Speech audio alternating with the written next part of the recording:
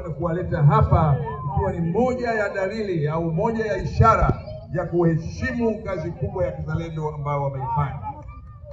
Nami nichukue nafasi hii kumshukuru sana Dr. Samia Suluhu Hassan kwa kuiwezesha Taifa Stars kwa hali na mali, lakini kuiwezesha sekta ya michezo kwa hali na mali kufikia hatua hii ambayo tumefikia. Na yeye mwenyewe tarehe 10 atakutana na wachezaji wote wa Taifa Stars na wachezaji wa michezo mingine ambao wameshinda katika mashindano mbalimbali, yawe ya riadha, yawe ya cricket, kwa chakula cha mchana pale Ikulu, ili kuweza kuwapongeza wote kwa kazi nzuri ambao wameifanya.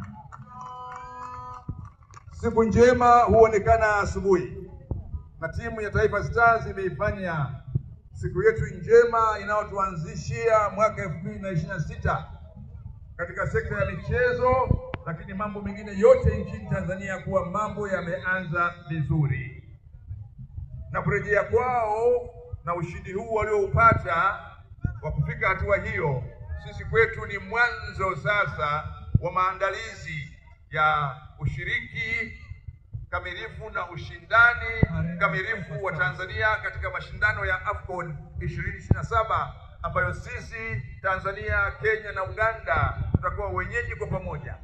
Lakini Tanzania tumeonyesha njia kwa sababu sisi ndio nchi pekee ambayo imekuwa inashiriki katika mashindano ya AFCON, na sasa tumefikia kazi hii, na hii inaonyesha kabisa 2027 tutafanya vizuri zaidi, na lengo letu 2027 kombe la AFCON libaki Tanzania. Kwa hiyo niwashukuru wananchi wote wa Dar es Salaam ambao mmejitokeza kuja kuwapokea wenzetu, kuwapa hamasa, lakini kuonyesha tunathamini shughuli kubwa walioifanya Morocco.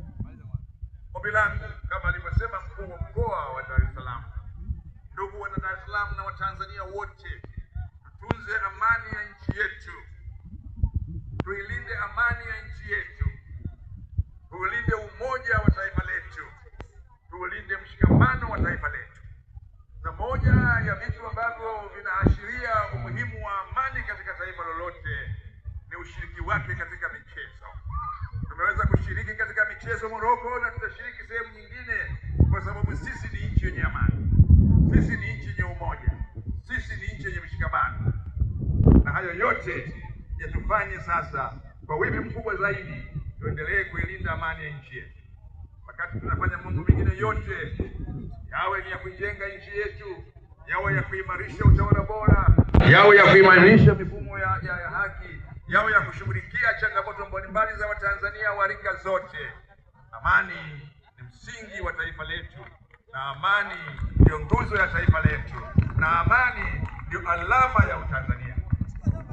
Hakuna taifa ambalo halina kitu linachokithamini. Taifa ambalo halina kitu ambacho alikithamini na liko tayari kwa gharama yoyote kukilinda.